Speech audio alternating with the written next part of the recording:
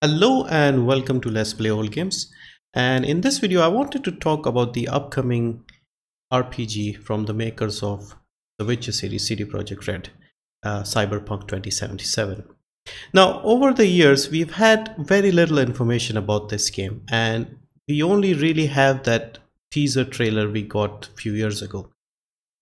And every now and then we see news about some little bit of information that we have about the game. And I wanted to give my opinion on this and why I think that this game is still some way away and we should be a bit more patient with this. So earlier this year, before E3, Angry Joe made a video where he talked about some of his more anticipated games of that year. And before he did his list, he mentioned Red Dead Redemption 2 and Cyberpunk 2077.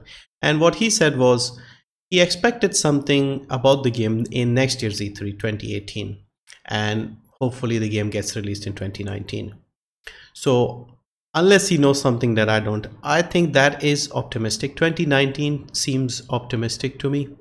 2020 is more realistic, and I'll give you my reasons why. Now, first of all, The Witcher 3 was a huge success for the team, and it released in May of 2015. They kept working on the game by patching it, adding updates and improvements several months later, and then they started working on the two expansions. The first one was Hearts of Stone, which came out in October 2015, and the next one was Blood and Wine, which released in June of 2016. So the whole Witcher 3 was wrapped up around June of 2016. As soon as they were done with that, they started working on Gwent, the Witcher card game, which they announced at E3 of 2016, and that game got released in closed beta towards the end of 2016 in October. I've been playing it since, so it's almost a year since that game has been in development. They've recently announced a story campaign for this game, and hopefully this would be wrapped up by the end of the year. So they would be done with Gwent, the Witcher card game, by the end of 2017. I'm quite confident they were not initially planning on making this game, but based on the success of The Witcher 3, they ended up doing this. So this has taken, in my opinion, about a year and a half out of the development from 2077. Now obviously not everybody would be working on this, and there would be a small dedicated team working on Gwent. So but still it would have taken away some of the time and resources.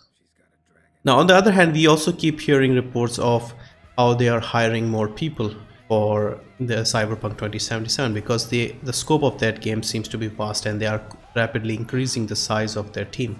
So based on that, what we can assume is the game is still very early in its development. So with Gwent out of the way in the end of 2017, they would, let's say, start work on Cyberpunk like exclusively early 2018.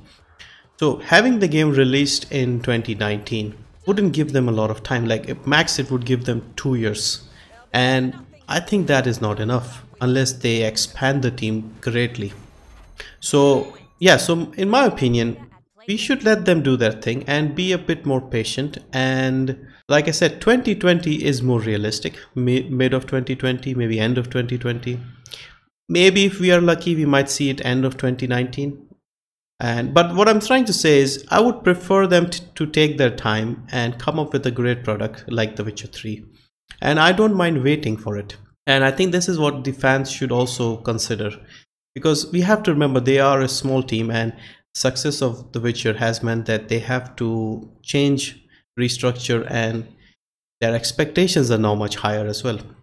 We know they are a great company and they will come up with a great product, and they're also one of the most consumer friendly people out there. Like I'll give you an example with the Gwent Witcher card game.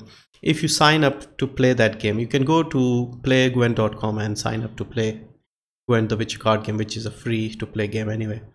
You get the first Witcher game free with the Witcher Enhanced Edition.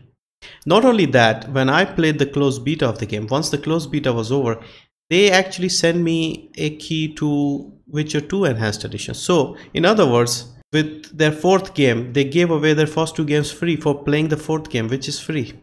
So they are a great company. They are the best example of a consumer-friendly company.